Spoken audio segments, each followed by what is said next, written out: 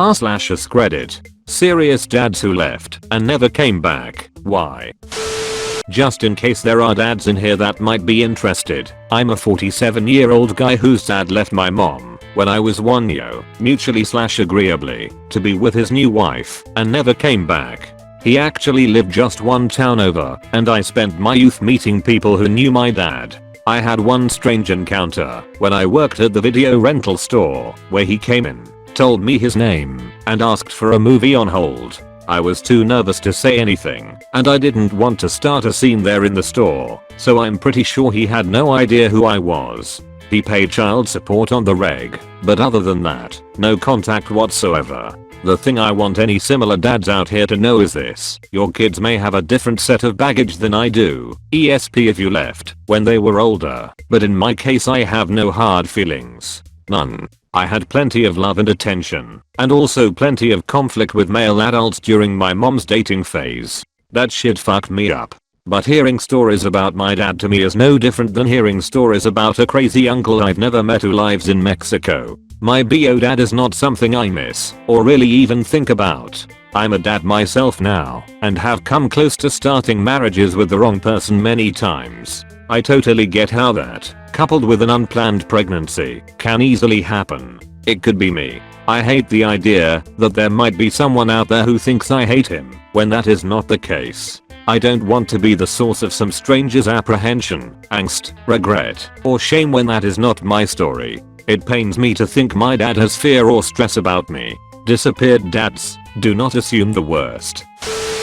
I'm a deadbeat dad, but let me take a second to explain. I just shared this story on a similar AskReddit thread. I became a father in September 2013. I have only seen my baby girl once. Throughout the pregnancy, the mother and I had conflicting views on what we wanted to do. Maybe it was selfish of me, but I did not think it was possible for us to raise a kid at 17. I had too much growing up on my own to do. I played sports, was head of clubs, worked part-time, and was accepted into a prestigious college with honors. I was also suspicious because she was talking to her ex, and I had used a condom. I advocated for adoption. It escalated, and soon it got to the point where she told me either you are there 100% of the time, or not at all. This caused a huge emotional struggle within me. Do I give up everything I have worked so hard for? First family member to go to college, to raise my child in a toxic situation with the mother? I'm obviously biased, but I chose the latter option. Since that day, the mother has blocked all forms of communication with me. This has something that has always bothered me even 4 years later. I'm about to be a senior in college. I ended up going to college halfway across the country, partially because of the great program they had, but also partially because I wanted to get away from it all. As a sports management major, I have really redefined myself here. I have worked for the professional sports team here for 3 years. I have interned at a sports agency, and I have actually been working on starting my own venture. However, this whole situation hasn't failed to come back around to me.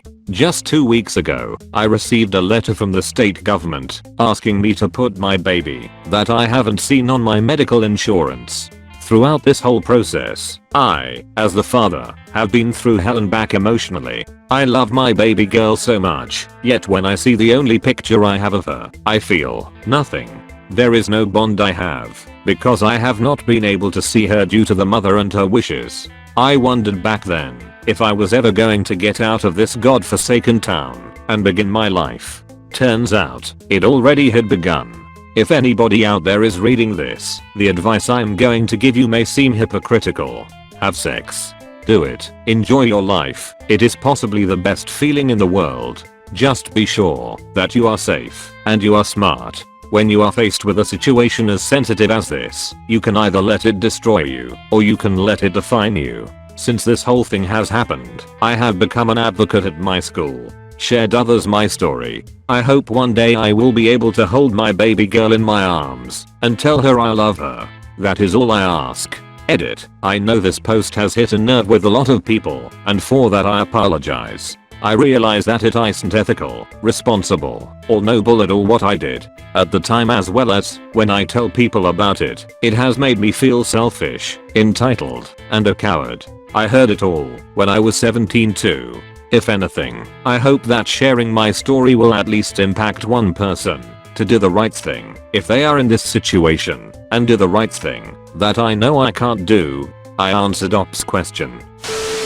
Mine is kind of odd, I guess. I didn't 100% choose to leave, but I didn't pursue it as hard as I could have. I dated a woman for a few months, Nov to Jan. She told me sometime in early January that she was pregnant. We decided together that she would get rid of it as the relationship was pretty new and really we only saw each other once every other week or so. I gave her money for the abortion, around $600 and then we just stopped talking. It felt like things were just fading off anyway. I stopped calling her, she stopped calling me. Roughly 6 months later I met my now wife and we've been together 14 years. I get a call about 18 months after the woman and I broke up.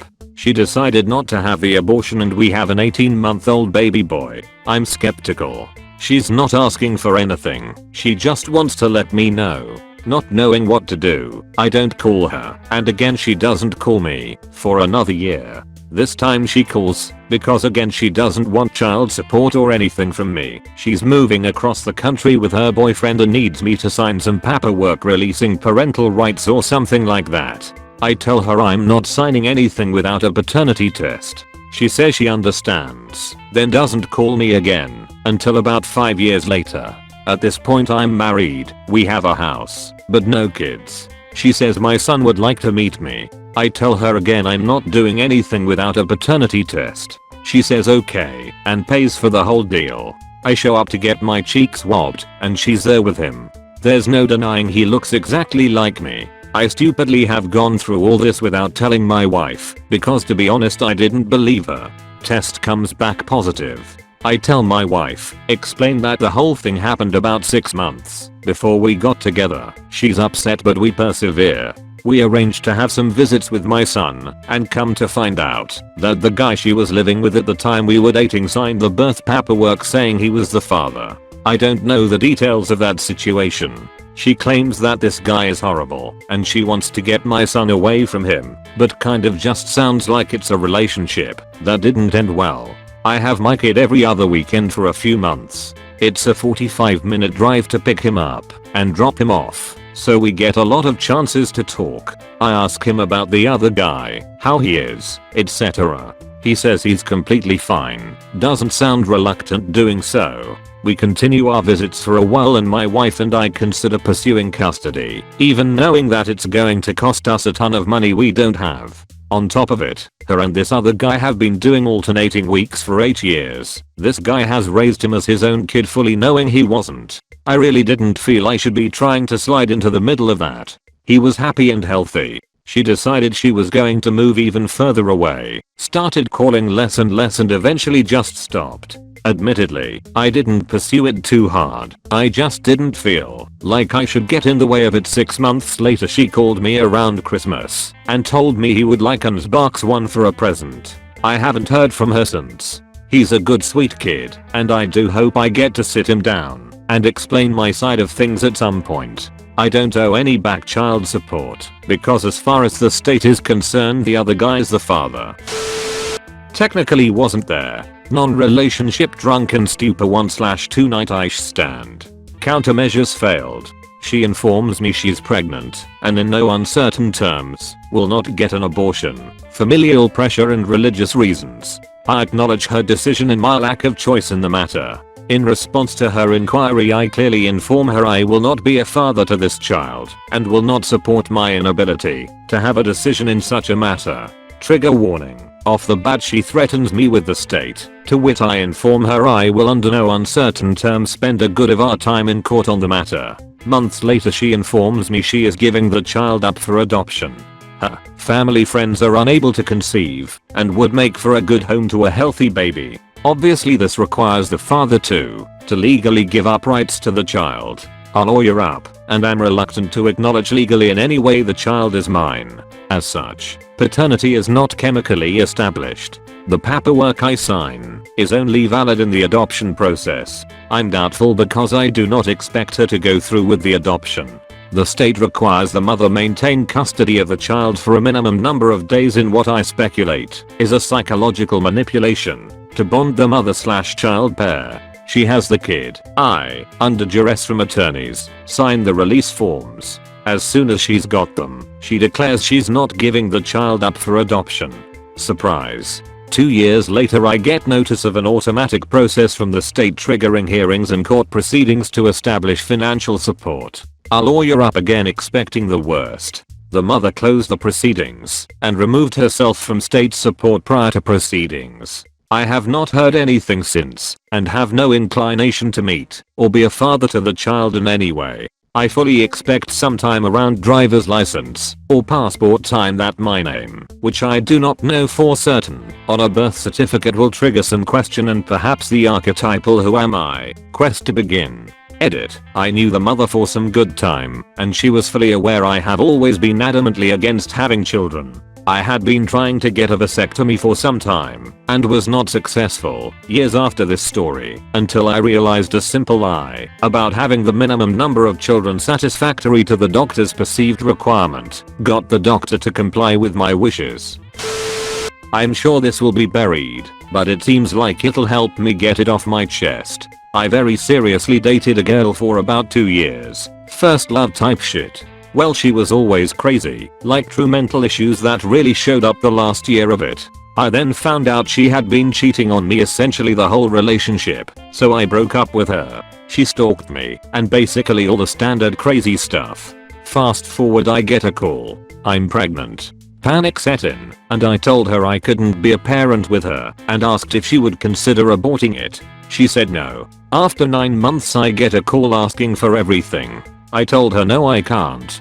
I was broke. I had just met my future wife and I was only 20. I knew I wouldn't be a good dad to this child, especially due to the hostility between her mother and I. I signed over all parental rights so she would leave me alone. Fast forward to present. I'm in an amazing marriage with an amazing woman.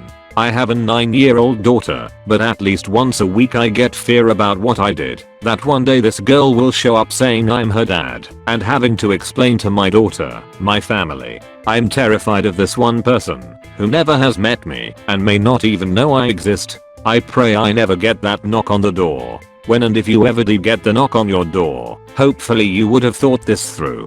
Excuse my opinion, but I'd like to try and place myself in your shoes and see if this sounds reasonable to you. If you're sane/stable and the girl you were with is legitimately crazy, you gotta accept that it was partly your decision, as well as everything else. From the top down, if you are certain that you made the correct choice in not being with this woman because of her craziness/infidelity, then the other thing I would apologize for, speaking in your shoes hypothetically, is prioritizing my own life over your other unknown child. It's understandable and reasonable, but what pisses me off is when excuses are made, and parents who abandon their kids and then try to give advice on making another grave mistake, and quite frankly, honesty works better. Unless your unknown child also turned out to be off the spectrum. Then that would just suck, because you wouldn't get along, and yeah, guilt and stuff. But hey, that's life. If it turns out that your unknown child managed to land a good head on their shoulders and can think for themselves, then apologize. Tell them your excuses or reasons, and tell them no, that you know that. I thought I wouldn't be able to be a good dad to you because of the relationship between your mother and I, but I also wasn't ready to give up everything to work a dead-end job just to survive as a broken family. That's what I would want to hear from my BO father.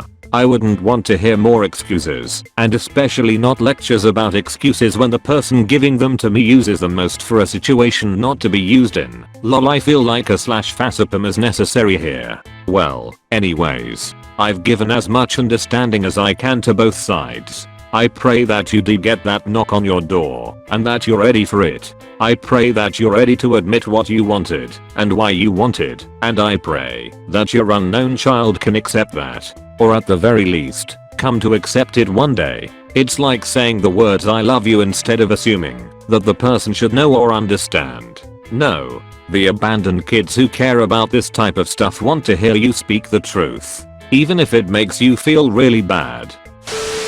I'm the mom in this situation. My ex-husband went out with his friends one night for guys night and did meth at a party. Our daughter was 1 when this happened. That was all it took for him to become addicted, and I tried to make it work for 2 more years, but tired of the constant lying and stealing and using rent and food money for drugs and all the weirdos that would be at our house. So I told him we needed to split. Our daughter was 3 by this time. So, we divorce semi-amicably and work out a joint custody agreement and agree on a child support amount. It was all very civil.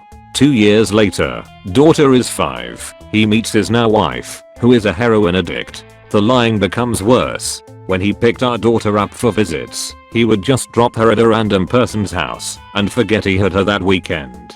I would have to search her out, and luckily he would leave her with parents of his friends, so she was at least safe. Found out around this time that he was homeless. He's still homeless, by the way. He found out one time that his mother was watching her and broke into her house and assaulted her right in front of our daughter and pulled a knife on both of them and forced his mom to drive him to the ATM for money. Daughter was 7 at this time. He had taken his mom's phone apart and my kid figure out how to get it back together to call the cops.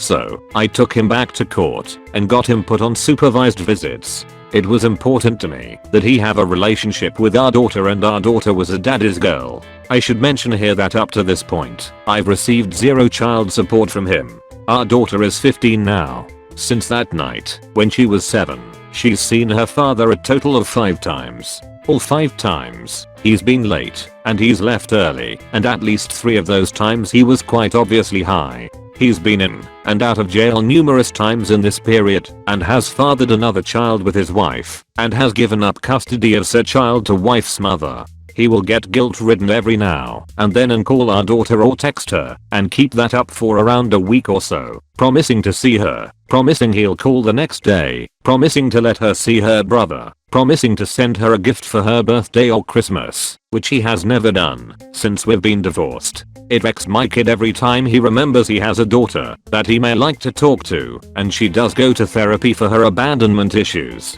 I don't need his child support. It would be nice to have for her to have a better college fund, but that's not going to happen. And, yes, I filed with the state. If he has a job, he quits it. If they find him, he moves. It's very frustrating. Meth has completely destroyed his life. He cannot, or does not want to, get sober. I do the best I can to keep my kid out of that mess, and I don't lie to her about anything about her father. He was a great guy and father before the drugs, but now he's just a complete mess. And, honestly, I think he stays away because he knows she doesn't need to be around any of that.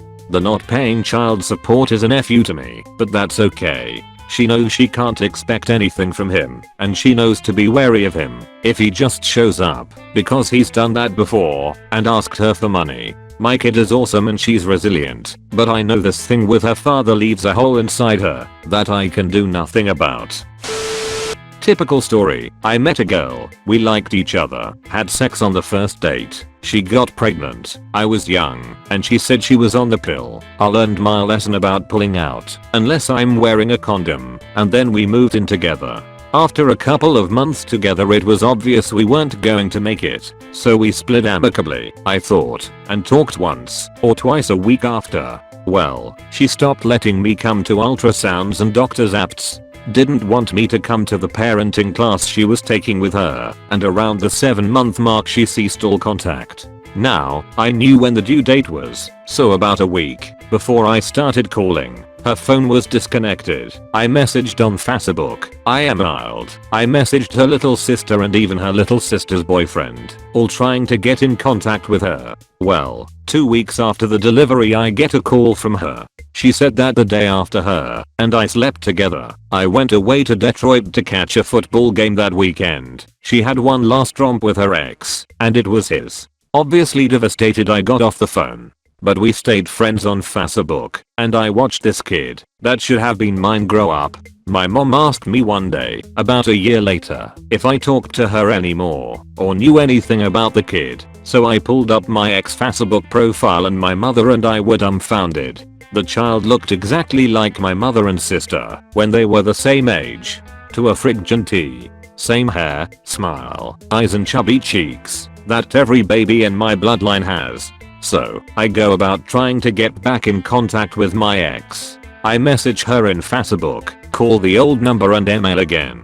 Her little sister had blocked me by this point, so I couldn't even get in contact with her. All I could do was send her a message on Facebook outlining my concerns and that I wanted a paternity test because the baby looked like my kin and I had to be sure. I was raised big on family, so if I have progeny out there I want to be involved in their lives. Well, I didn't have to wait long for a reply. It came the next day and went a little something like this. I don't care if you think the child is yours or not. I have a good thing going here. She got back together with her ex, and I don't want anyone coming in and ruining our family. She's happy and healthy, so please stay away. I didn't know what to do. I asked advice from my parents and friends. Some said to leave it, others said to go after her, and my best friend said I had dodged a bullet.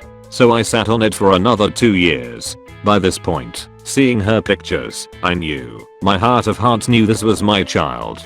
So I messaged again, this time a little more forcefully, and told her I was demanding a paternity test. I sent pics of my mom, sister and myself as a baby as proof. I wanted to be involved in my child's life and I would take her to court if I had to. Her reply wasn't as cordial this time. If you try and break up my family I will tell you. She basically admitted she was mine daughter, that the reason why mommy ran away from you is that you're a bad man who was in jail for inappropriately touching little girls. I'll tell her you used to hit me and that you hit the other children you have, which I don't have any. I will totally ruin you in her eyes, so even if everything is settled after court she'll never want to see you again. I wasn't to be deterred. I talked to a close family friend who was a retired family court lawyer, handled my parents' custody issues over me, and she said the cost of the court, the therapy, the supervised visits and integration therapists, for making sure her transition was smooth accepting my family as hers, was going to cost me around $300,000.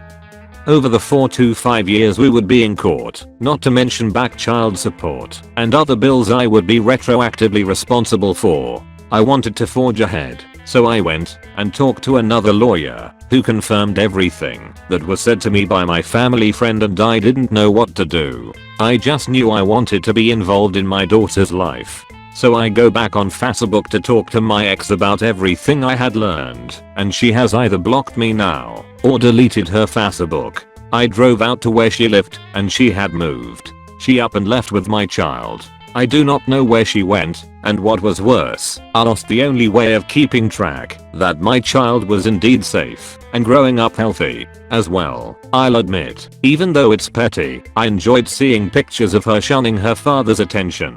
She never looked happy in pictures with him, not like she was scared or anything, just indifferent to him. It might have been wishful thinking or seeing what I wanted to see, but it's the little things that get you through something like this.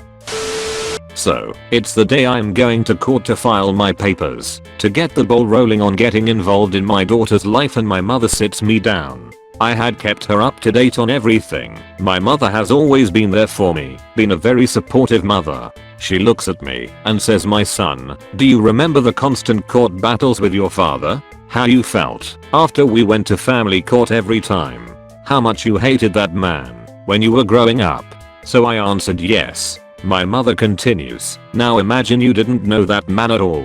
He was a stranger to you, telling you that everything you knew in your life was a lie, that the man you knew and loved as a father wasn't your real father, and this man your mother is scared of and loathes is trying to take you from your family. Can you really say you love this little girl and want the best for her if you go and absolutely shatter the world that has been built for her? And it was then I actually realized just what my mother was saying. All of the years, if courtroom drama, fighting in the waiting area, the feelings of being lost and not knowing why my father hated me so much all came flooding back, and I realized I couldn't put her through something worse than what I went through.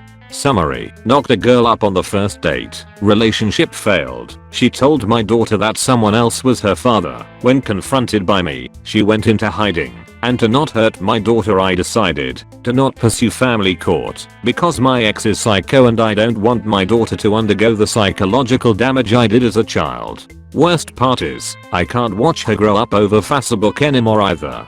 Open bracket. Update. Thank you all for the mostly overwhelming support. I've taken everything you all have said into consideration. I do already have all of our past communication saved and sitting in a manila envelope.